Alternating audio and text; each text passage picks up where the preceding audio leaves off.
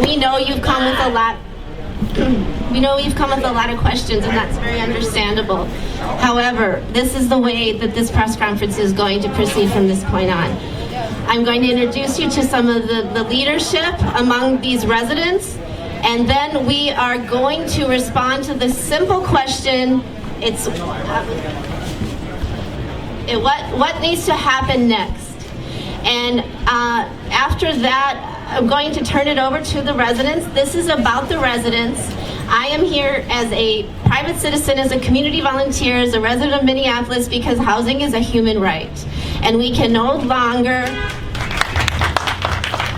act like housing is not an emergency. It was an emergency well before COVID. Those of you in this parking lot, you all know the emergency that housing is. We can't say it's an emergency and not do anything about it. So whatever you feel right now about what's going on, ask yourselves this: where do these people go if they're not here?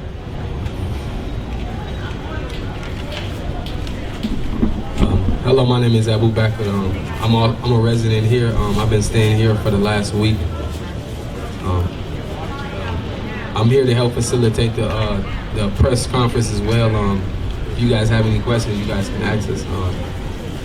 Everything is still a bit of a rush right now. It's just happened, so maybe we can take some time to figure out what's going on. Hello, my name is Angel, and I'm from Humboldt Road Outreach Ministry, and we're an outreach ministry all over the place. And we're here in South Minneapolis directly. My daughter here, Maria, she is one of the main people that is able to orchestrate a lot of this stuff. And we really want to thank and appreciate Jay and everybody that donated things here to this ministry here. We are definitely all about the housing for the homeless and just for everybody. And our motto is community helping community. So let's unite and get this under control. Thank you very much for being here. Here's my daughter, Maria. Thanks for tuning live from Minneapolis from the My name is Sheraton Maria Hotel. Bowmaster, aka Moon, to everybody else out here. I live here. I lived on the streets before all of this happened, so I could get back to my community. I have mental health practitioner is what my main occupation is, but I've also dealt with a lot of things like police brutality. Recently, I was in an encounter with police brutality and was arrested for the first time. And my mother, a part of Humble Roads, taught me everything I know on how to run a business and how to treat people the way they want to be treated. Okay? Everybody should be treated fairly. No matter what, we all got the same blood running through our veins, okay? You have to understand that sometimes you may not understand, and that's okay. But be kind, always. The people that live here, I live here with them, okay? And I want you to understand that we need housing. We need provisions to give to people. Not only have we been helping the people in here, I've been orchestrating packs to get out there and reach the lost. I am Native American, and we are part of a lost tribe. And I will make my need cheese great again. Thank you.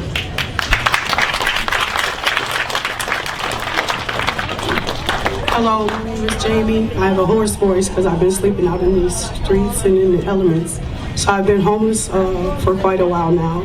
But just in the last 10 days, I was physically assaulted, in which I was struck with a gun. I was asleep at a bus stop, and a man accosted me to rob me, if you will.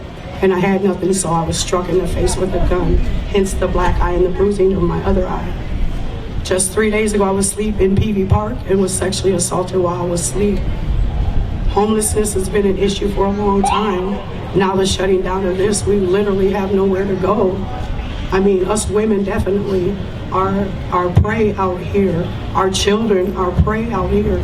Something's got to happen. We can talk about it all day long, but if there's no action behind it, then it's just empty words. What needs to happen next? We need affordable housing. We need free housing. We need someone to petition with the owner of this place to please try to bring some order to it and keep these doors open. We literally have nowhere to go. What happens next when I'm on the streets again tonight?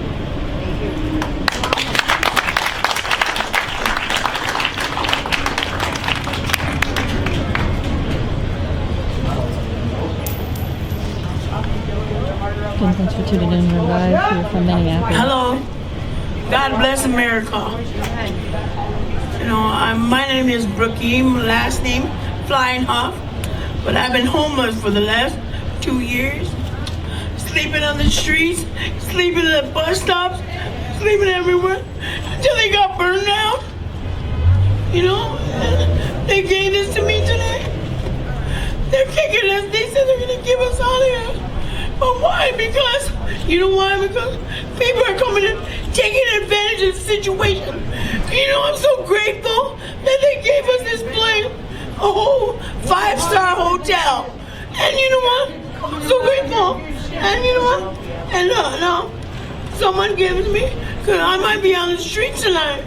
I've been homeless for 2 years. But you know what? You know, I don't think that is right in the name of Jesus. I'm sorry, my throat is bad, huh?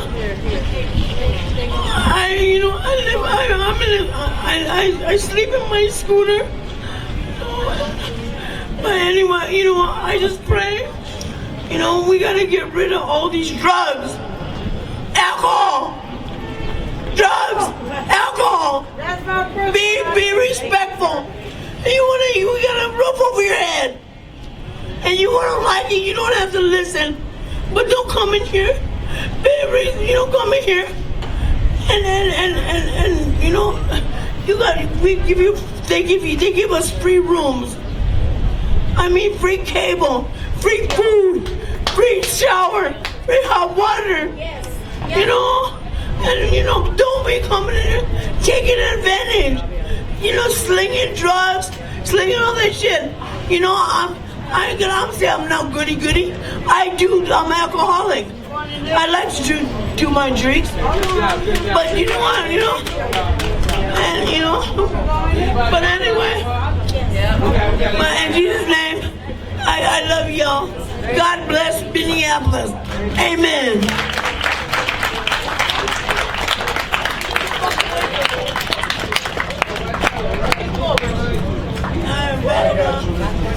So this is it's a sanctuary hotel actually for folks that have been unhoused in Minneapolis.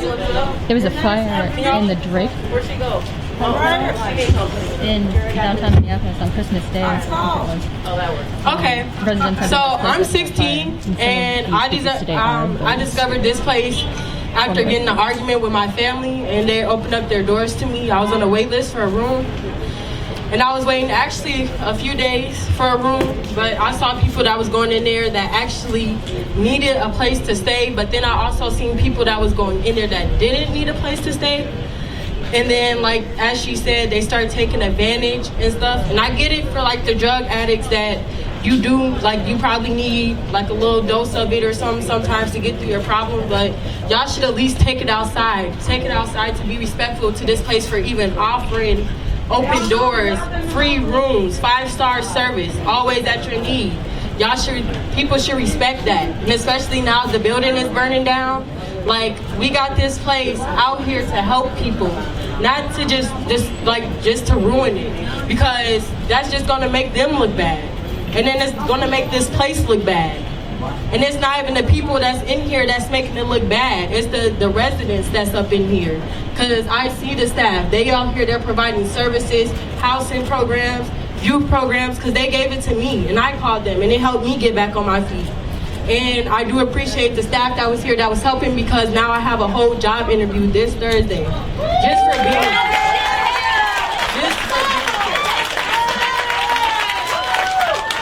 So if anything, y'all should be worshiping and appreciating everything that they provide up in here for you guys. And don't take advantage of it. Just love it. That's all I gotta say. Thank you. Thank you. Of course you can. All I want to say is that, like, for everyone before the sound of my voice, I volunteer. I don't get paid for this. But I have conflict resolution skills. And that is a very valid point that all security needs to have here. Now, excuse me for the lisp, but I just got robbed not too long ago, so I'm missing some teeth, so I might sound like Mike Tyson, ludicrous. But anyway, anyway, I just want to say, hey man, everything is cool here. But you have like in any genre, any organization, any people who do what they do. And I'm here to try to help them not do negative stuff that they do. So this is a good place. 1 minute. Actually, 2 minutes. Everybody get 2 minutes. 40 seconds. I'll shorten my own. But anyway, that's a comprehensive summary. But look, it's love here, there's people here, there's families here. Come on now. For all those individuals who act stupid, don't. I'm done. Thank you, man. Thank you.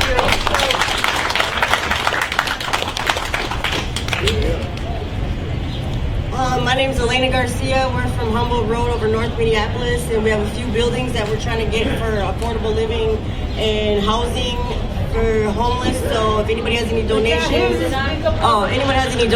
or anything like that, would like to help out, you can find us online, Humboldt Road, North Side. Thank you.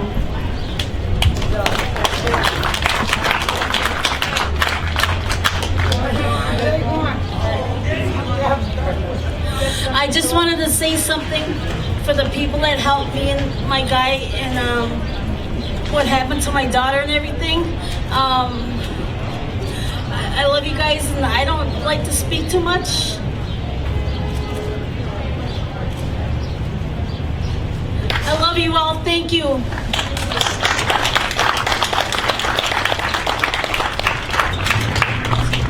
I would like to say something on her behalf. She has been through a lot. I have been here since before the stores were open, protecting and serving, because that is my life's work. We need this place. She needs this place. Thank you. Is there any person who wants to speak? Love you all.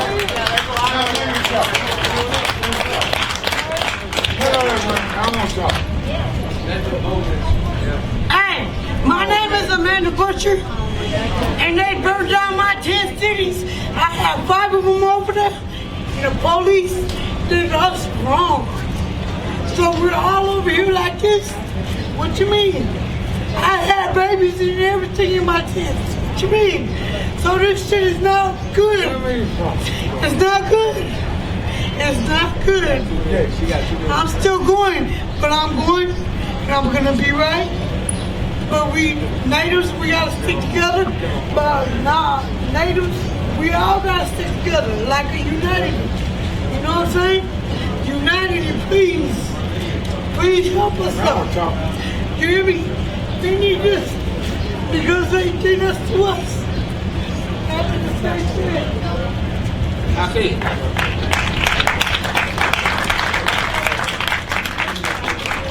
Hey, hello everyone. How's y'all doing? God bless all y'all. We're in different times. But God don't like ugly. There's been a lot going on. I'm 62. I'm one of the greatest basketball players. I got records in Central Illinois.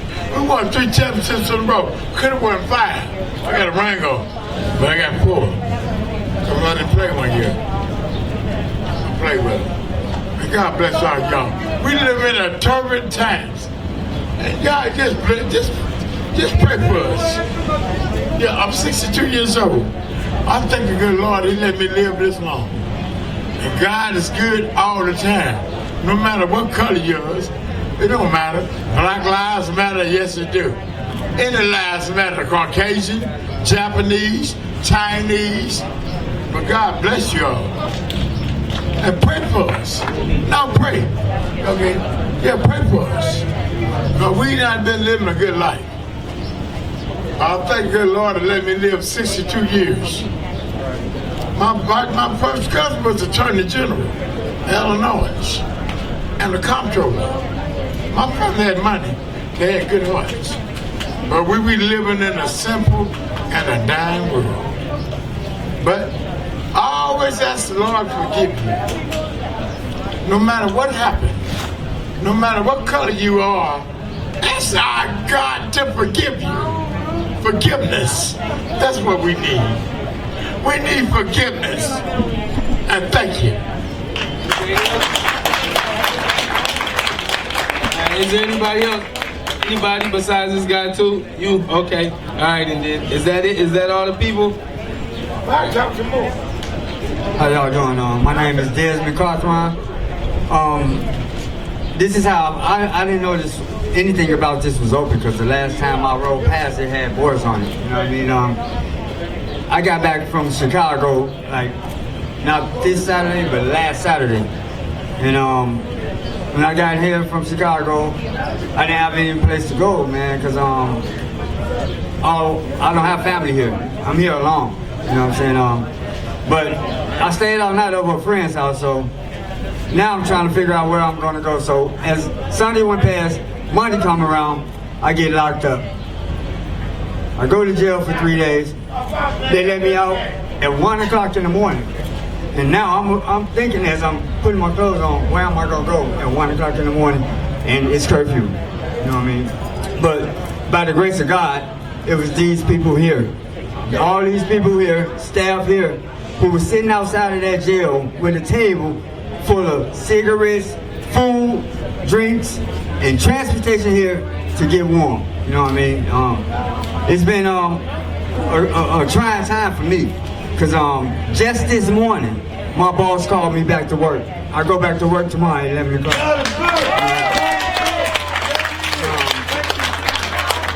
And I'm gonna leave y'all with this, man. I just ask anybody in the world that's watching this, man, don't look at the people in the situation. Look at the situation the people was in.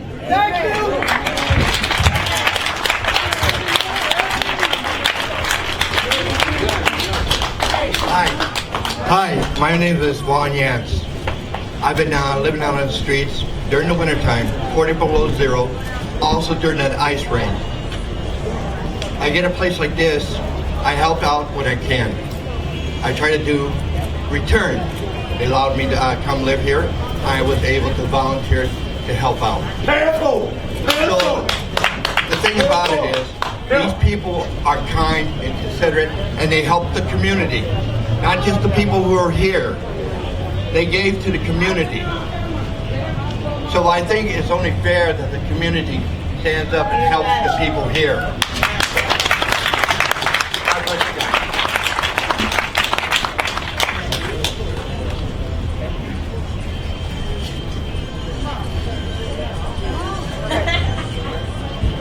Hello, my name is Alexis, and I don't live here, but I got referred here from a friend who was recommending me get resources here.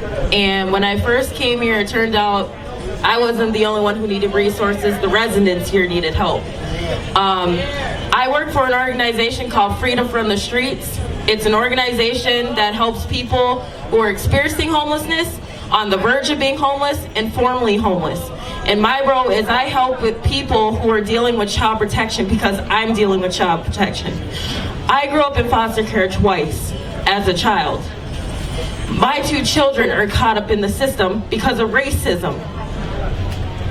And the only difference is I was with family members, and my 2 children are caught up with the Caucasian family. Now, I'm not saying that there's anything wrong with that, but my children deserve to be with their family members, because family members deserve to be with children, and children deserve to be with family members. And why I'm here today is because I am homeless. I've been in shelters. Nobody helped me because of my color. And it's not fair that the system, attacks people because of the color or skin that they are. So I'm here for my people. May not know what people they are, but I'm here for everybody. It's not just child protection. It has to do with mental health. I got mental health. But what does that got to do with anything? We all have rights here.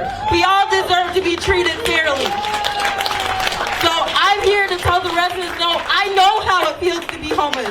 I know how it feels to be out on the streets, because I've been there. I just recently left the shelter to go in a hotel. My hotel is structured by Hennepin County. So when I first came here, I knew it was unorganized. I knew they needed help. And I'm doing the best I can. And I thank the staff for allowing my organization to come here. Now, my boss isn't here because she is the founder of the group. I couldn't get a hold of her, but I'm thankful that I'm here to help the people who needed help. But it's not fair. It's not fair to the residents who actually live here. They get their house jeopardized because other people who don't live here want to take advantage of the homeless people. We're tired of being taken advantage of. This is an emergency. We need housing.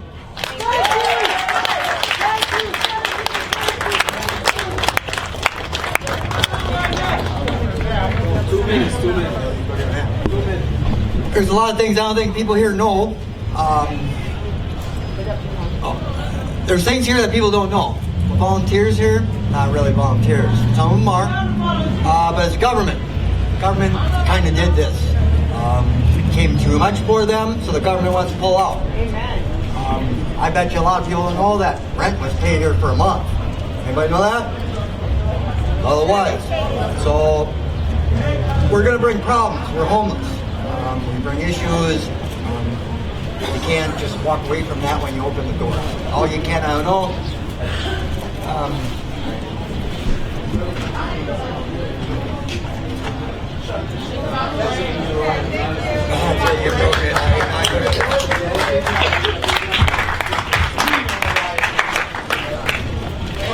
This is Desmond again.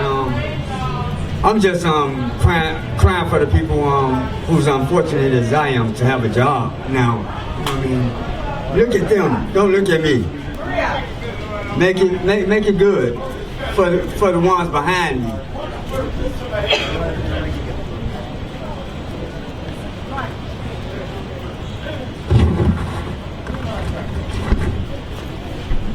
Good afternoon. My name is Patricia Torres Ray. I'm a state senator, and I am here to tell you that you are not alone. I am with you, and I want to be a voice for you. I want to be your voice in the Minnesota Senate, in the legislature. We need you to stay here. You already heard, if you do not have a home, and if you don't have an address, how can you get a job? How can you give an address to receive treatment? How can you have visits with your children? You are separated from your children, from your family. If you don't have a home, there is really no way for you to organize your life and to bring what you see the pride here. They want to have a job. They want to have a home. They deserve that. I want you to hear that and to be a voice for this community. There are 71 encampments in the metropolitan area today, according to the Transportation Department. We got an inventory, 71 encampments, and the largest is in Hiawatha Avenue, which is in my district. It has been growing every single day, more and more people. The overwhelming majority of the people who live in the encampments are Native American, African American, and low-income people. They deserve better, and I want to ask you to be a voice for reform and change. We need resources to help this community. We cannot continue to talk about being Minnesota nice, to talk about the best indicators for children, for education, for the economy, when we have the deep disparities that exist in this state. Enough is enough. We have been talking about disparities for as long as I live in this country. 33 years it's been for me talking about the deep disparities that exist in this state, and we've done very little. I want you to be a voice for the community. I want you to send this message. We now know that the world is watching. The world is watching. These disparities need to end, and we need your help. Tomorrow, we start conversations about coming to special session, and we don't have a clear sense of what the investment is going to be. Please ask those questions. Ask the question about how are we going to resolve the issue and really pay the small amount of money that is necessary to keep people in this place, for them to be safe and to live with dignity. Thank you so much. We are with you. Good afternoon, everyone. My name is Sheraton Hotel. I'm a state representative for this district. This is my district. I want to tell you that I see you, I hear you, you matter. Your lives matter. I don't know who needs to know this, but housing is a human rights issue. People need to be housed, adequate housing. Before COVID-19 came, we had disparities. Minnesota had one of the worst disparities in every sector of life. Then COVID-19 came, and what COVID-19 laid bare was all the inequities in our systems. And then George Floyd's murder also did, and the civil unrest also showed us that people are tired. We're tired of disparities. We're tired of inequities. We're tired of people who have mental health, mental illnesses being criminalized. We're tired of people who are homeless being left out. If we want to picture this one Minnesota picture, everyone needs to include in this picture. And as your state representative standing in my district right now, I will tell you that I ran for an office to make things change. I am not a politician at heart. I am a community organizer at heart. And I will continue fighting for homelessness, fighting for mental health, fighting for police brutality, fighting for income inequity. I will continue until everyone is included in this picture that we keep painting, saying that Minnesota nice, and there is one Minnesota. One Minnesota means each and every one of us has a value. Each one of us lives matter. Thank you.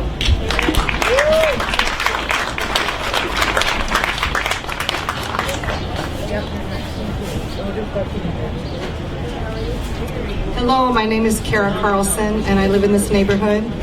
And I think that the residents have really said it all that needs to be said today, but I just want to say a couple words about who's here in terms of volunteers.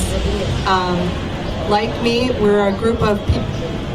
Oh, I'm supposed to talk louder. Okay. So we are a group of people that have come together. We've been working together for a few months, trying to address the unsheltered needs and during COVID, the food and water needs of people in the encampments. And last Friday, it was really clear that people needed to get off the streets now, that the people outside were in extreme danger from the forces coming into our neighborhood. And so we came together, and this mutual aid community care of hundreds of volunteers, thousands of people trying to contribute to join with the residents here in this effort. But we need more help, and we need solutions, and we need solutions not only for the immediate need, but the long-term needs of our community members. Thank you.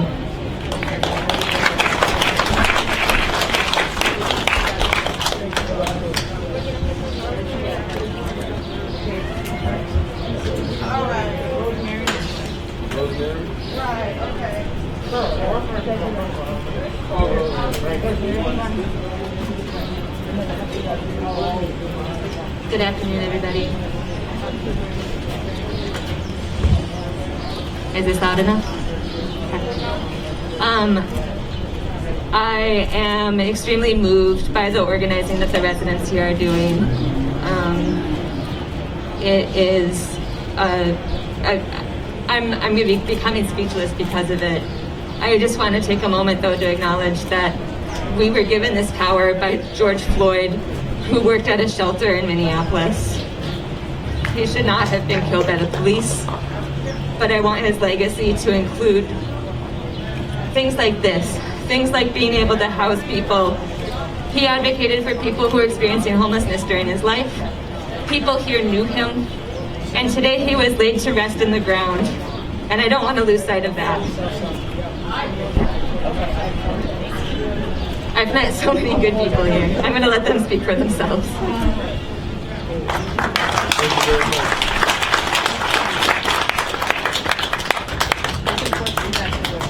Hey, that's my brother right there. Nice to meet you all. I'm James Baduil.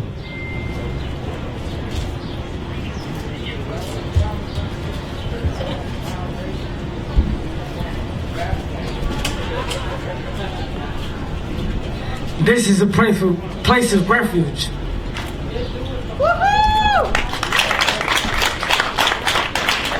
People live here. People eat here. People are safe here. When the police was gone, after they sat 8 minutes on George Floyd's neck, they went to go protect the police departments. But it took the community to protect these homes after the buildings got burned down.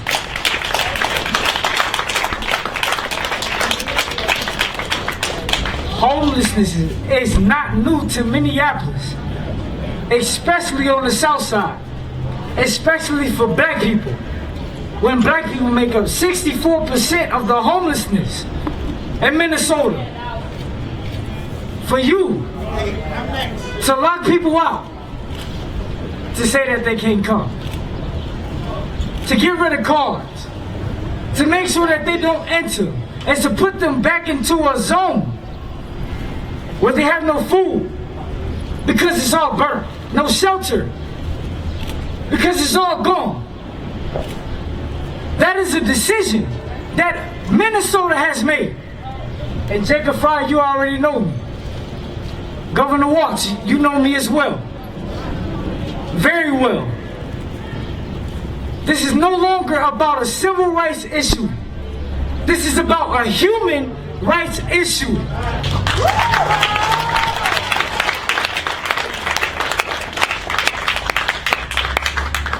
For those of us with a felony who couldn't have guns at this time to protect our community, we had golf clubs. Absolutely, you fucking right, we protected our community with a golf club. Governor Walls. For sure. Governor Walls. The people, matter of fact, forget them. The people, all of you. Nothing happens without our consent.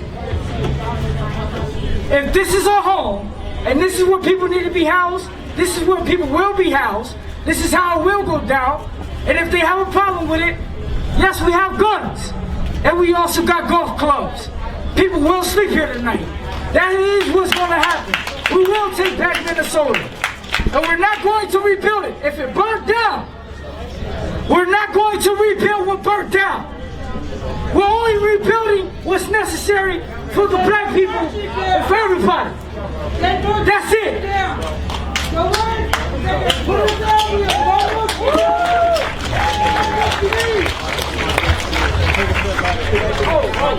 Also, my bad, we got hygiene products to the side right here. If you need hygiene, if you need anything, we got all resources. If you got a home right now, you stay on the south side or the north side. We got plywood, we got drywall, we got power tools, we got anything that you need. We're not waiting for Target to build up. We're not waiting for Walmart. We build at Walmart. We live here. We live here. The police tear us down, but we live here. And that's that. Well, hello everybody. My name is Curtis. I am a proud Minneapolis community member. And I just have to say, in the last couple of days that I've been down here, I've witnessed the community come together and supply a necessity to the community. You can't create a vacuum right now and remove these people. Look around you. Buildings burnt, everything's boarded up. The weather is either too hot or it's raining. People deserve simple human elements, food, clothes, and shelter. It's provided right here, right now. It has been provided. Is it perfect? Far from. Far from. But ultimately, an imperfect system led us to the point that we are right now to end up in a place like this, where community members had to find a place to protect other community members from violence and mayhem. A lot of that violence and mayhem came outside of our state, came to our state from elsewhere. Community members banded together and put this together. So the question is, we just came back from Homeless Day on the Hill. where we had all this talk about what people were going to do and exactly what was going to be put forth for the people. So that money's tied up somewhere, being handled, but in the wake of that, again, community came together and provided. Are we at a point to necessarily take that away? And if so, what are you going to provide in place? Because you can't do that. So ultimately, what you need to be doing is, instead of removing individuals, bringing in community organizations and community members that are willing to come here and help structure this. Now, when I say structure this, I don't mean structure this and necessarily police this, because we necessarily know what that looks like. But between a place of residents and community members to come together and make this happen, and it can be done. So for those of you at home, for those of you that are connected to organizations, for those of you that got the ear of city council members and other members on boards that can be effective, it's time to bring that in now. Bring that support in, help the people. It's not lip service time. It's time to put action to your words. Period, point blank.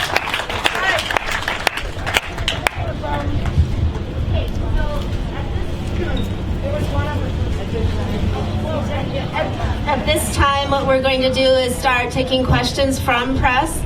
If there's a question that I feel is going to cause any trauma whatsoever, we will not be commenting, and I'm going to make that call. Anybody in the community can override me, but please think about the impact the question might have at somebody listening. Okay, so go ahead. Why is this closing down? Why are people moving out? We are in transition right now. I wouldn't say definitively we are necessarily closing down. As you see here, we have a community that's organizing, so it remains to be seen what's going to happen next. So are people not moving out? Some are. Where? Wait, no, sir, just hold on. We got to get to a lot of questions. Now you talking, we cannot talk. We have First Amendment rights not to talk now. We won't be able to talk. Hey, God bless all y'all. Where did the building come from? Was it the owner? Was it? They put these people out, they got nowhere to stay. Give me the goddamn. They have not had the experience or stuff like that. And it was a lot of pressure on them. Hello, everyone. God bless y'all. See, they trying to cover stuff up. It's people living out here dying. They killing people. But this just has started happening. But we need peace and unity. God bless all of the news media and all that. My first cousin used to be the Attorney General of Illinois and the comptroller. I'm talking to somebody, y'all that know somebody. We need love and we need peace. But these people ain't got nowhere to stay. What you gonna do? Put them out? Now you gonna put them out? No, you gonna put them out? And children too? And little babies? That is sad. We live in a sick and dying world. But God say forgiveness. Forgiveness. Forgive that police that done that. Forgive everybody that does something wrong in their life. I ain't been no saint, and I ain't no God angel. Sorry, dude. I had a guardian angel. The police almost killed me one time. Put a pistol in my head in Louisville, Kentucky. A lady walked by, and then the police almost strangled me one time. Three of them jumped on me. But see, we got to have love, and we got to have peace. Amen.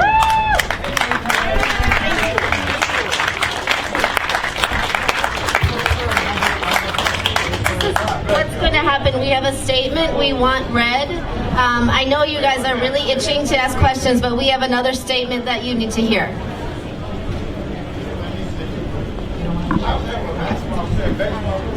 This is a statement by one of our organizers that was in the medic, is part of the medic group. As we continue to understand the need for the safety of all people here, it is important, very important to note that some of the BIPOC, Black, Indigenous, people of color, that have been leading and supporting this ongoing work have assessed the risk of imposed public trauma and decided to protect their vulnerabilities by stepping back from visibility right now. And they just want you to know that. Let's go back to questions. Does anyone else have any questions? Would you like to speak to, who would like to answer the question, how many people? There's about 200 people here right now.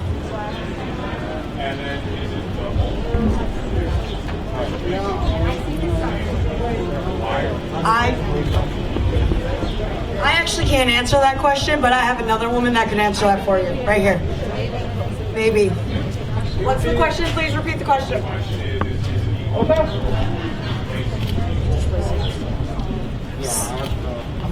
So it feels like there's a lot of pressure to displace the folks here. We don't know exactly all the places.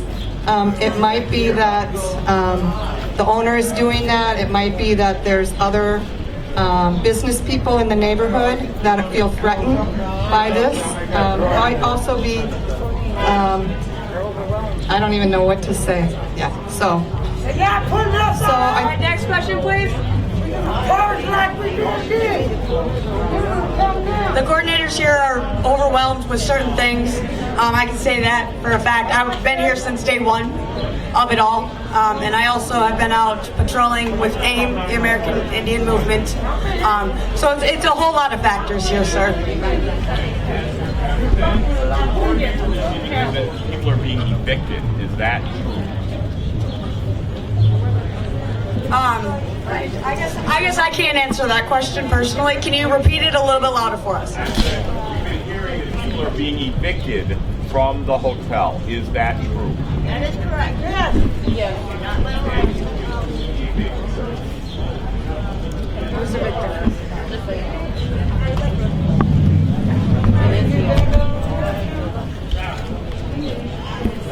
I don't know if the owner has the power to evict us.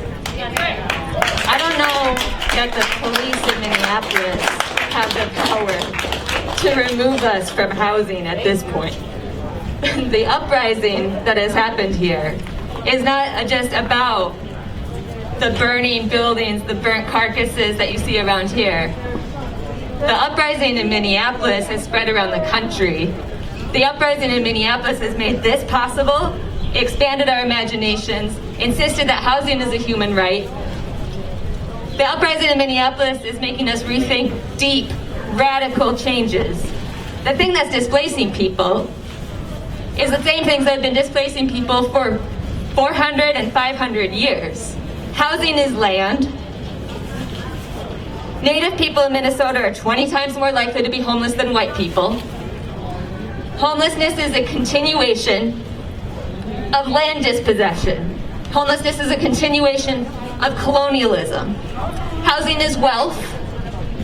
Housing is intergenerational wealth built on stolen labor.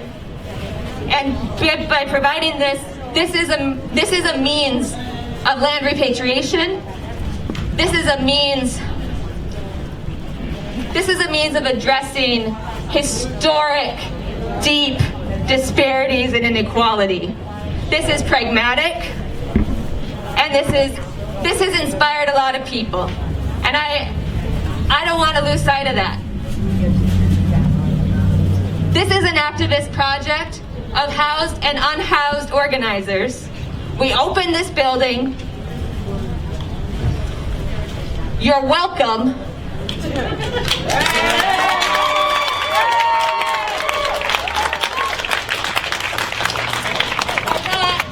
not a charity. We're not a housing program. We're not a social service agency. We are here to return the land and return the resources to the people that built them, the people that deserve them. And now it is time for the state to step up and do its job.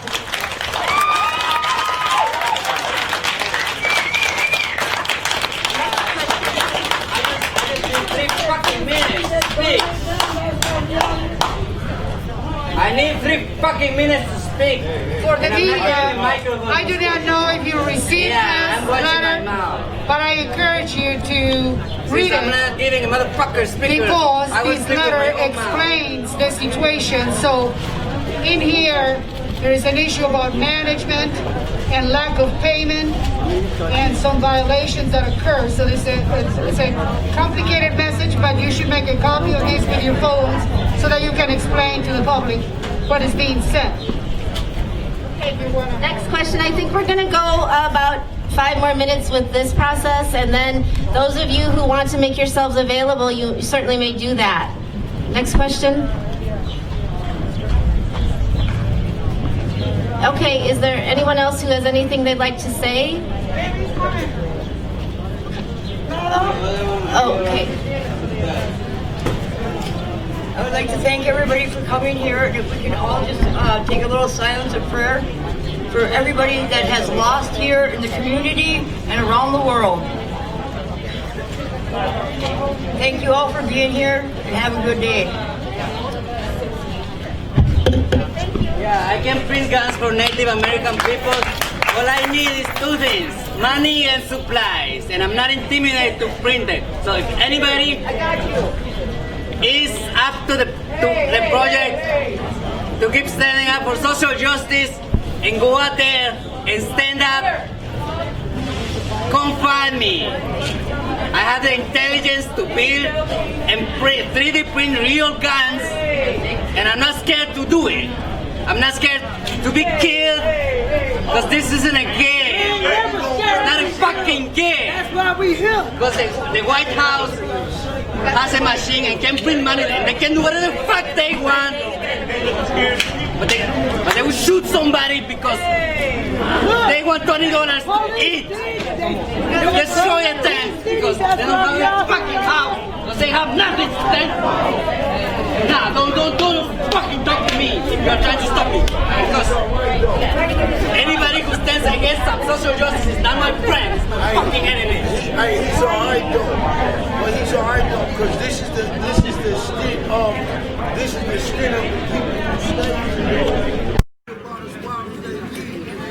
Thanks for tuning in live here from Minneapolis, Minnesota. This is the formerly known Sheraton Hotel. You can see the letters that were once there have been removed, but there's some damage on the building.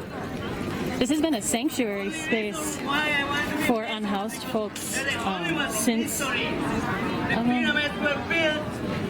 for a while. I saw that some of the speakers today on the press release were folks that had been housed in a hotel in downtown Minneapolis that experienced a fire on Christmas Day in 2019 of this last year, and those residents became unhoused again. So I guess some of them had been living here. You just watched unhoused folks and organizers of this sanctuary space speaking.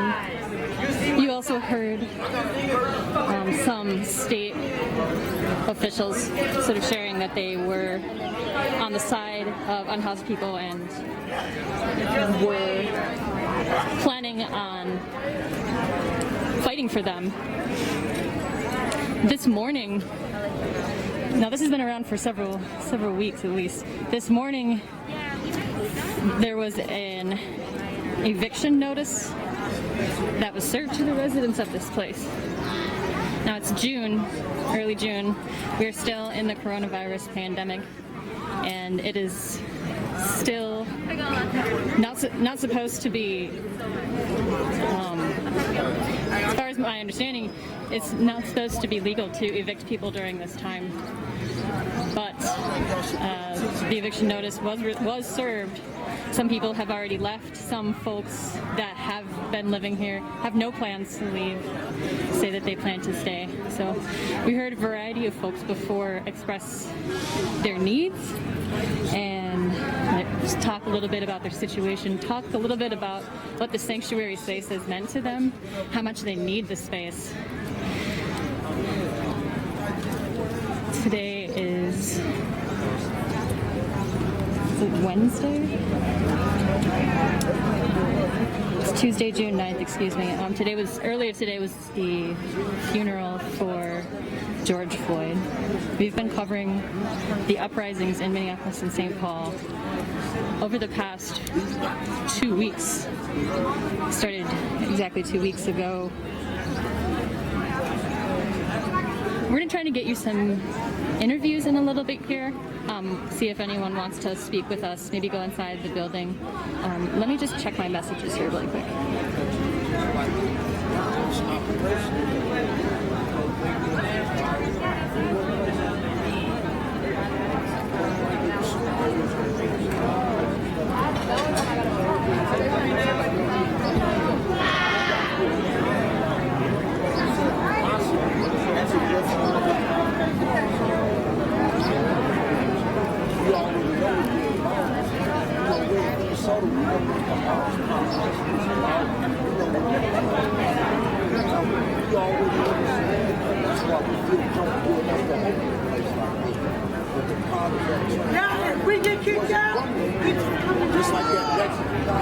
So for folks who are just tuning in, I don't think this was read before by anybody. There was a press release that went out.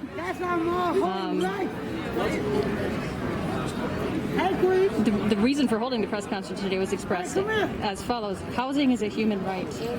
Public officials will be invited to speak to respond to the urgent need for shelter beds and called upon to find a solution for immediate dignified shelter.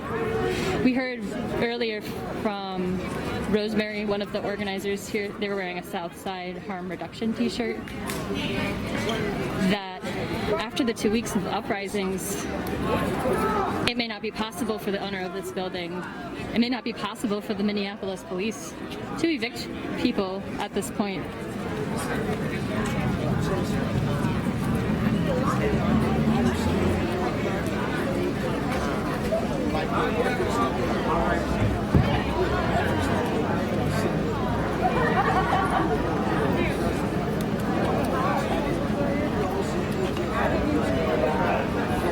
Again, thank you for tuning in.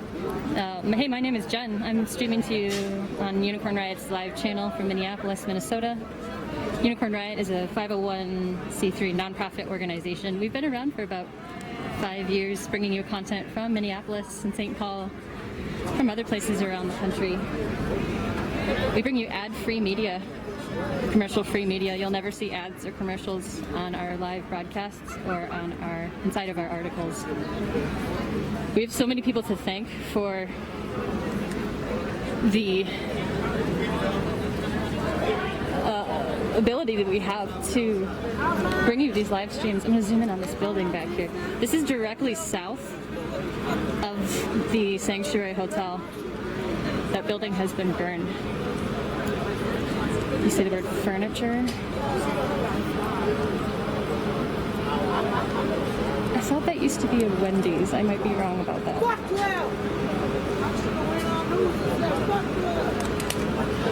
But like I was saying, we're really grateful to everyone who's ever made a donation to us to allow us to keep bringing you this media from the front lines.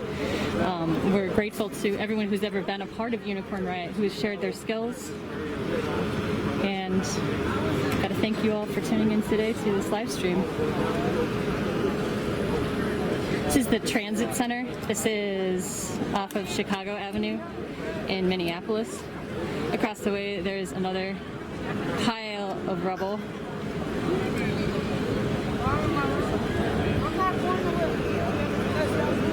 So Chicago and Lakeview. This is about 8 blocks north of the vigil site. Anyone wants to talk to us? Actually, why don't you hold on for a second while I switch microphones? Because this mic I have on the rig that you've listened to this press conference with, not great for getting interviews that are close up. So bear with me one moment. Thank you. Starting to sprinkle here in the cities. Always good for media equipment.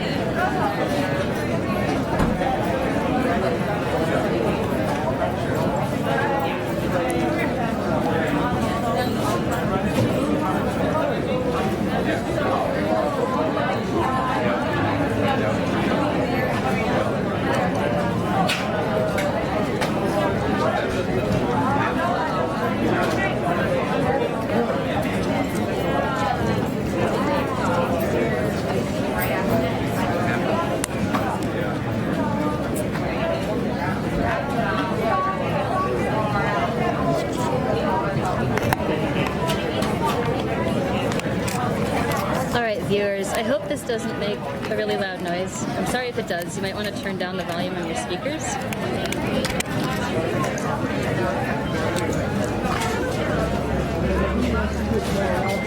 Hi, I just want to say that I really appreciate you guys coming out and covering everything. Thank you. I've been watching like so many of the live feeds when I'm not here, so it's a good way to get info.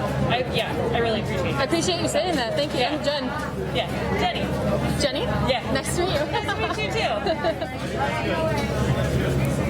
too. Changing over my audio situation here. Okay. Are you hanging around here for a bit? Yeah, I'm actually hoping to talk to some people about what just happened. Would you want to talk to us at all about like what you just saw?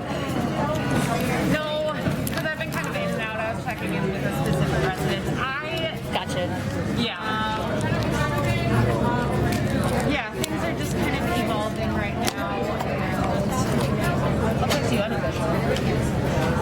What was that? I'll talk to you unofficial. Okay, cool. We're live right now. We are You can always send us an email. Anyone can send us an email at info@unicornriot.ninja. Okay. I mean, I can. I don't want to be on camera, but I can talk. I mean, that's fine too. We can just keep her pointed this way, and you can talk. And we're hearing you right now. So yeah, cool. Go ahead. I mean, things have just.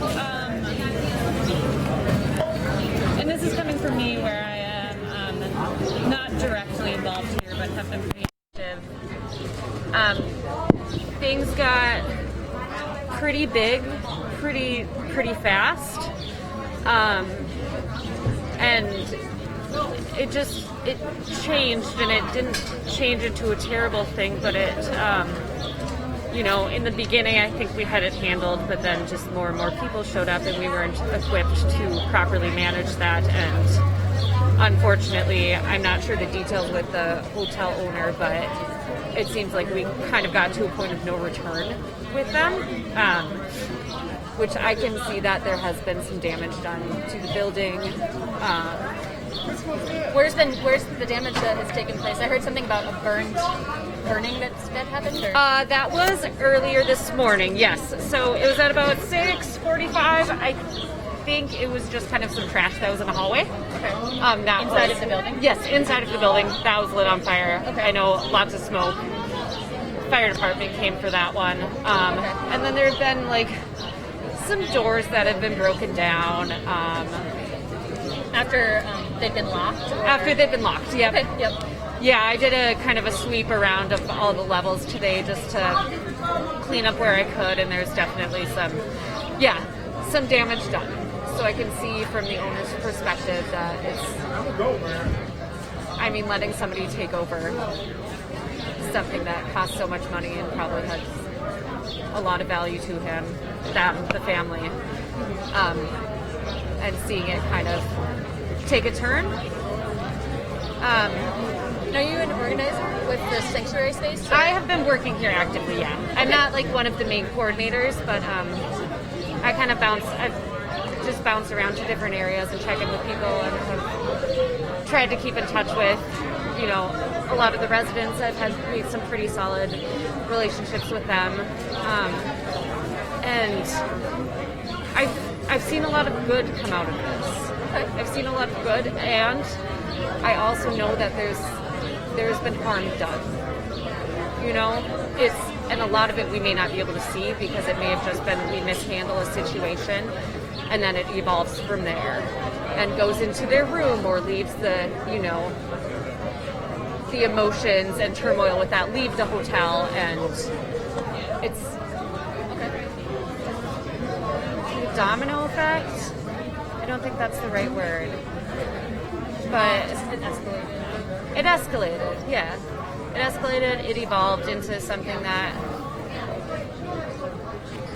we didn't necessarily have complete control over.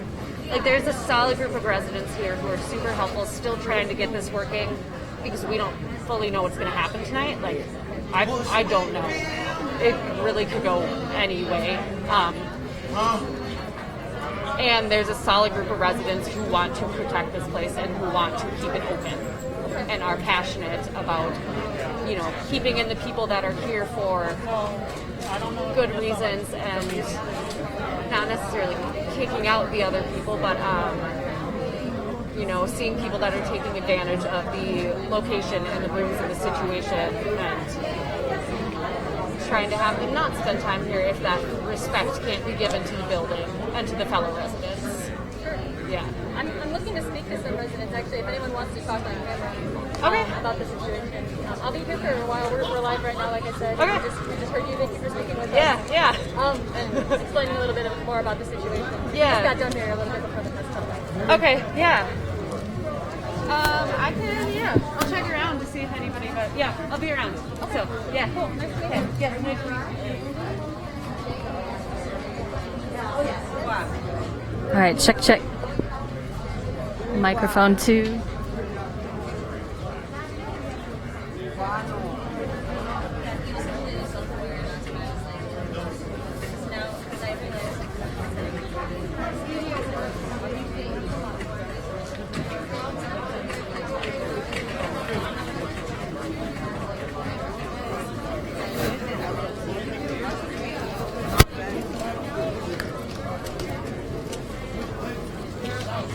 Yes. We're live right now. Do you want to talk to us about what's happening here? I see you guys just rolled out a cart over there. Actually, that was his cart, but yeah, sure. What do you want to talk about? Oh, just what's happened here today? I heard there was an eviction announcement. I could film you, by the way, or we could just have you on audio. We don't need to film you. Whatever you want.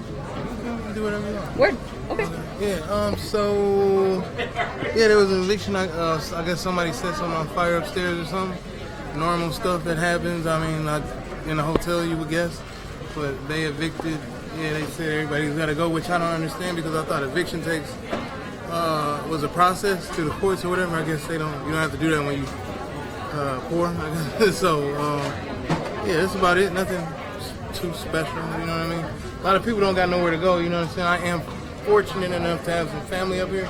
So it's not a permanent thing, but I'm fortunate enough to have some family up here. But a lot of other people, I'm trying to help people figure out where a couple of friends of mine are gonna go. You know what I'm saying? They really literally have nowhere to go. You know what I'm saying? Like nowhere. So and the tent stuff is over with. So it's like a crime to be homeless right now. So and you could die easily out here because the police aren't coming to calls and things like that. So it is bad right now. So yeah, that's what's going on right now. We're trying to find places for people to go. We don't have places to go, but at the same time, it's hard. Where do they go? You know what I'm saying? Yeah. So I heard you say you have family up here, so you are lucky you have a place to go. But so you're planning on leaving tonight, or? No, I mean, the family it's not like it's. This was an opportunity to get more on my own, and then they had some housing programs after this. So this was about. But like I said, a lot of people don't have family here or period that'll help them. So it's kind of like what do they do? You know what I mean? I mean myself, I'm not worried about myself so much. You know what I'm saying? I'm worried about the women out here who have kids. You know what I'm saying? The couples out here who have kids, or just the women by themselves. What do they do? You know what I'm saying? What do the young guys do? You know what I'm saying? Who don't know anybody like that? It's a bad thing waiting to happen. I know in some places you can't go and take shelter overnight if you have a partner that's of the opposite gender or if you have kids. So you're saying, tell me a little bit more about this place if you can. Like, who was able to stay here? Was it all sorts of people, like families and? Well, pretty much anybody. This was a great opportunity. I think maybe we didn't take it as seriously as we should have, some of us. But this was a great opportunity, a great place. It was, people were just starting to get it together. It's only been going on for like 3-4 days. They didn't even get it a chance, whoever it was. I like to thank the dude who donated, the guy who owned this place who donated. He did a great thing. I think that if he would have gave it more time, we would actually have more time than just a week or whatever. You would have seen the fruits of the labor, you know what I'm saying, so to speak. It was quick, you know what I mean? It was like, okay, you guys, we're going to give you shelter and give you running water and all of this, and then it was like, but you do this and this will happen, and it was every day, it was the consequence, and it got tighter and tighter and tighter until today it's just like, all right, y'all got to go, you know what I'm saying? So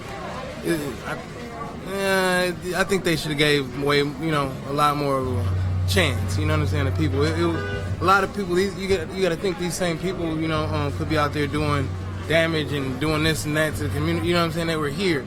You know what I'm saying? They were accounted for. You know what I mean? They were. You know what I mean? So I think that the people who are putting people out of here don't realize how good of an opportunity, good of a thing this was. I think they're gonna regret it a lot. You know what I mean? Because now people are just gonna go out here and, some people seek shelter by going to jail. So. Thank you for sharing that. Did I hear you say that this has been around for a week? Like a week, around a week, around there. Don't get me, Yeah. But around the week, you know what I'm saying? Maybe a little bit longer, something like that. They got other programs like this around the city. I get different hotels or whatever too. Yeah. Excuse the hair and everything. I'm way more fly usually. You know what I'm saying? Just right now, I had to get myself together, but I'm way more fly usually. Sir, you look great. You know. Young O. Right. Young O. Yeah, Thanks for talking with us. You're welcome. Peace. Can I say something? Yes, of course. How y'all doing? Am I live right now? You are live right now on Unicorn Riot Media. I'll give you a card when we're all done. Okay. So do you have to ask me some questions? Well, yeah, I can ask you some questions if you like. I asked him for starters what happened here. What did he see here today? We heard there was an eviction notice that got served earlier. Yeah. Actually, there was. They came and said that everybody had to get out of the building. That certain things had transpired through the night, and that they were shutting it down or something. To that extent. So I hadn't been here. So by the time I got back, I was taking a shower. They were coming door to door, and I guess somebody OD'd.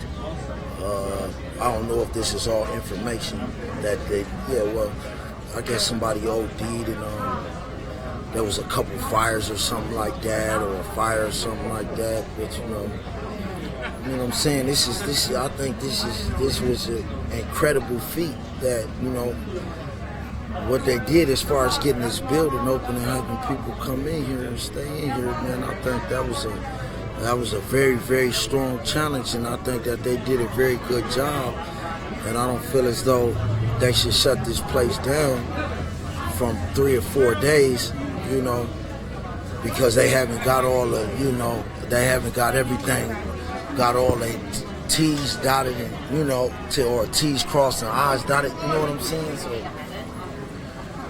yeah, I feel like they did a good job, you know what I mean? 'Cause, problems happen everywhere, people overdose everywhere, you know what I mean? So I don't think it's nothing that should be magnified, you know what I mean? Drug crisis is nationwide. Yeah, it's nationwide. More than nationwide, yeah. And what they're doing here, we're dealing with the very core and the very essence of it. So when these type of behaviors transpire, I don't feel like people should get all bent out of shape about it, because this is what we're dealing with. I know they said a lot of these facilities work in different places, but you got to understand the location that we're in right now. We're right on Lake Street, on Lake in Chicago, in the Sheraton Hotel. So therefore, this place right here is going to be totally different than any other place, because there's really not no part of the city like this. That's right here. So we're dealing with a lot of stuff. We're in the heart of it. So I think this place is going to be experiencing a lot of different things than a place in Coon Rapids or a place in Brooklyn Park or Maple Grove, somewhere. We right south side Minneapolis. So, we're in the heart of it. Mm-hmm. You know what I mean? So it's going to this type of stuff, it's going to have its own vibe and its own problems and stuff like that. But, the most important thing I really want to express is we're in America. So, America can do anything. We're capable of anything. So if we want to make this work, we can make it work. We found cures for all type of diseases, so this is kind of minute to, it's a minute thing, something very small, I think the issue here is point of view. I think the issue here is just point of view and people's hearts and beliefs and what they feel. I don't really think that, the fires or the overdose was really the issue. I just think it's in people's point of view on how they choose to see certain things. You know what I'm saying? Either they're going to see it with a certain eye of, compassion or whatever, or they're going to see it in another way. And I think that's the simple, that's what's going to be, what it's going to come down to. Are you're a resident here? Yeah. Can you speak a little bit more about what this place has meant for you or done for you, or what it's done for folks that you've met while being here? Well, I noticed that, first of all, for people who ain't never had their own place or being homeless or whatever, being able to have, a spot where you can go to, that's a peace of mind in itself right there. You know what I mean? There's many people up in here, they probably wasn't per se homeless, but they was probably staying with females or relatives or whatever, and that becomes, that takes a toll on you.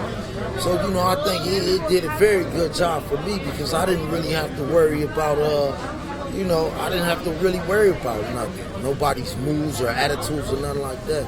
So, given the time that this place opened up, I think it saved a lot of people's lives because the riots that transpired about 3 or 4 days ago up here on Lake Street, it was real dangerous out here, especially when the lights went out, when it got dark out.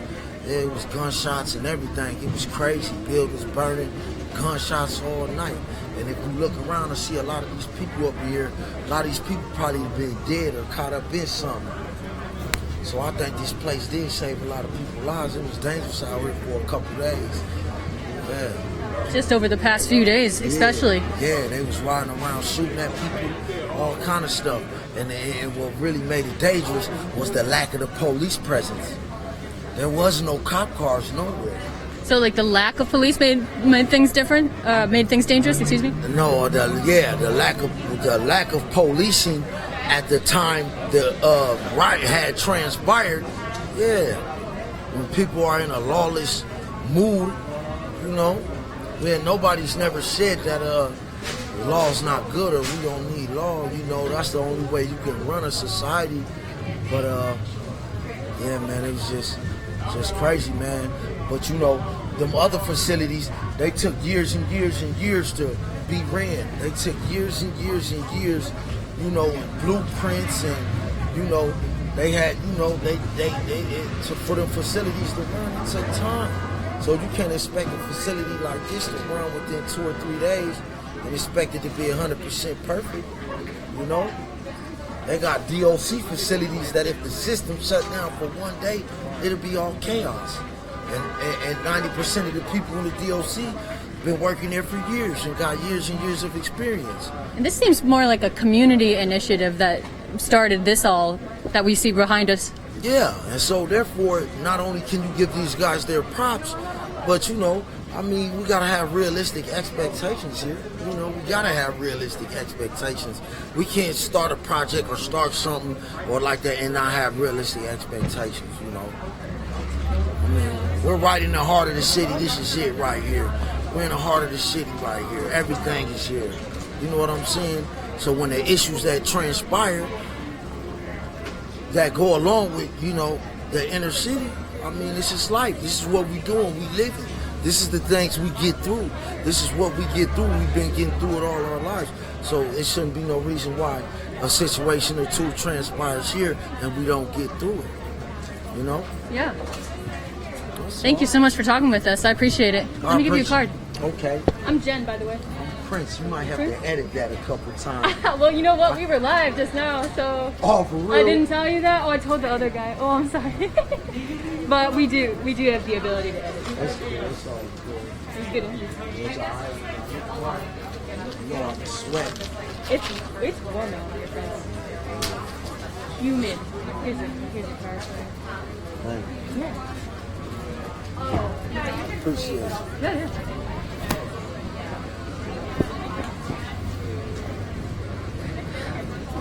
All right, it's kind of raining out here.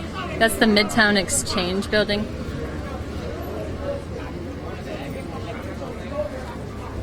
We're not too far from the 5th Precinct police station. We are farther from the 3rd precinct. You just heard from Prince, who is a resident. Let's get a shot of the entrance right here.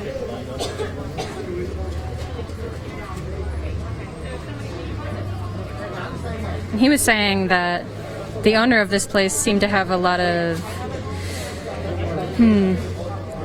I don't want to say micromanage, but was very concerned about the state of this hotel, and quickly, according to Prince, there was an escalation of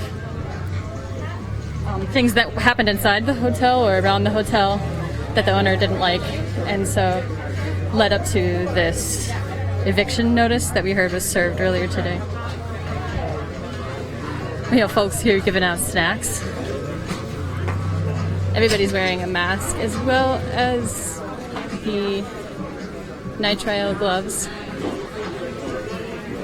Now, for those that don't know, these are usually single-use gloves. Coronavirus is known as a respiratory disease.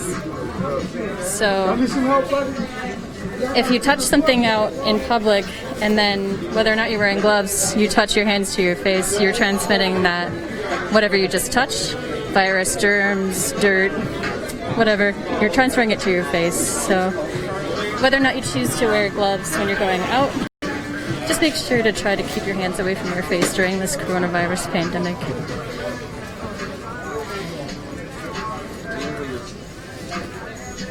A bunch of water, Gatorade. Are these supplies going to stay outside? I don't know. I'm just You're just dropping them off? No, I'm just helping out. Yeah. Okay. Yeah, I don't know.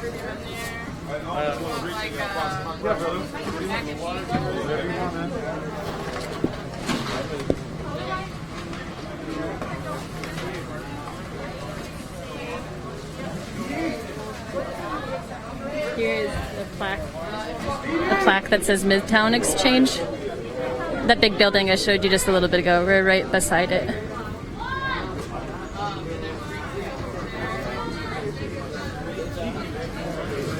Again, thanks for joining us, whether you're watching via our live channel on our website, on Facebook, on YouTube, or on Periscope, Twitter. Thanks for tuning in to Unicorn Riot's live stream. I'm Jen, streaming to you live from Minneapolis. There's a press conference that we streamed earlier today. You might have caught that. If you're just tuning in, a number of residents of this sanctuary space inside the Sheraton Hotel shared their story, shared their perspective, talked about why this space has been so important for them. Also, organizers of the space who has made it possible over the last week. That was my mistake. I said earlier it's been running for a lot longer. Organizers who have been helping out over the past week also shared, as well as some local legislators.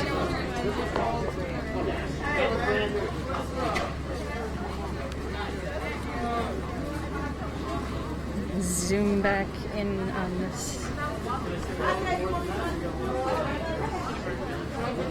We heard from a resident that something had burned, and we also heard before that from a community member that helps out in the place that there had been a trash fire in the hallway earlier, like maybe late last night.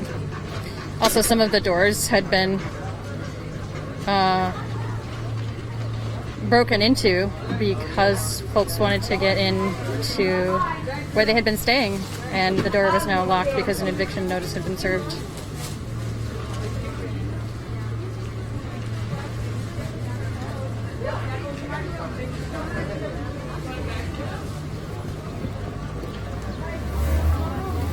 Congrats on your New Yorker profile. Oh, thank you. That was awesome. That was a good week, yeah. Yeah. I'm Max from the track of Minnesota Reformer. Hey, Max, I'm Jen. Jen, nice to meet you. I read some of your stuff. Okay, cool. Very fast and right. Did Yeah, I've been in.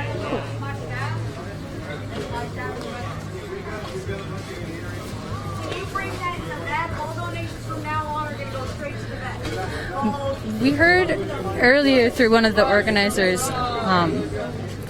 that supplies had been asked for. We see here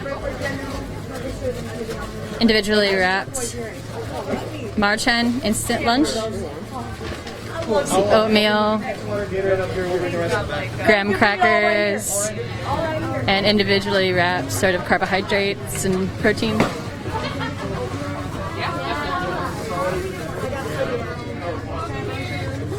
Donations of tents were also being asked for. Here's some bottled water and juice. As I drove here, got off on Cedar Avenue, around the Hiawatha area there was maybe a dozen tents I saw.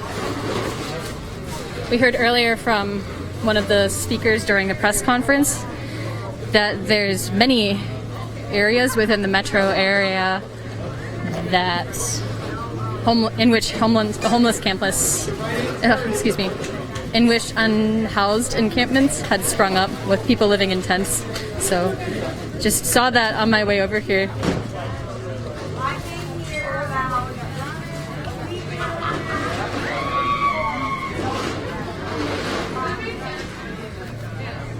Well, it's kind of raining out here now.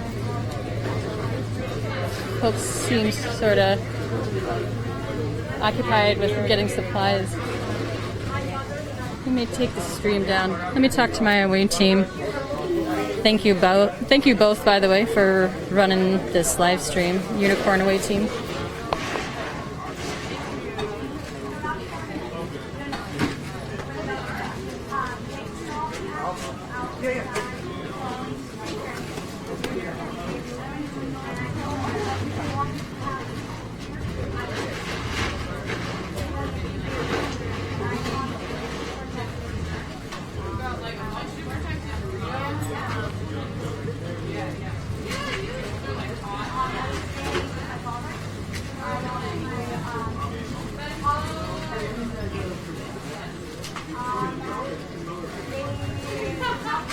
Alright. Yeah, I think we're going to take the stream down. I thought it was going to be sunnier out here. It's June now, obviously, but that means in Minnesota that the sun has gotten quite intense as we approach the summer solstice. So I'm not the only one who's gotten sunburned, but today it is raining, a welcome respite from the sun. If you've joined us here, I'm going to brave the rain just for a second to get you a shot of this hotel, the Sheraton. It's been a sanctuary space over the last week for unhoused folks here in Minneapolis. But we heard just this morning that it had been served an eviction notice by the owner of this hotel, Jay Patel.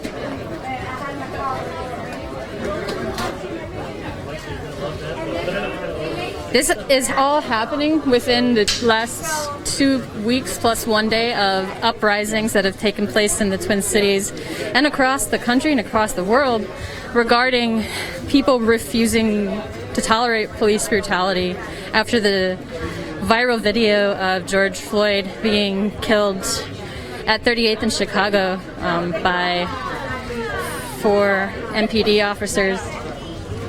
Derek Chauvin was the former MPD officer who was the person who leaned on George Floyd's neck with his knee. The 2 other officers, King and Lane, helped restrain Floyd while Thao stood by. After that video went viral, there's been protests and uprisings that have escalated in the Twin Cities, and it's evolved over the last days and weeks as well. Just 2 days ago, there was a meeting in Powderhorn Park with 9 members of the city council, and the message there was that that supermajority was down to begin the process of disbanding the Minneapolis Police Department. That came one day after a defund the police, defund the community police abolition march that took place in Northeast Minneapolis. There's a post up on our website, www.unicornriot.ninja. It's our most latest post. Check that out if you haven't seen it already. So we'll keep posting updates on the story as more come in. Stay tuned to our website for more information, and also keep watching our social media. On Twitter, we're at ur_ninja. On Instagram, we're unicorn.riot. And facebook.com/unicornriot.ninja. We're also on YouTube and Vimeo, so you can follow us there. Thanks for tuning in today. Again, my name is Jen, broadcasting live from the Twin Cities. Thank you, Dee and Chris, and we're going to sign out.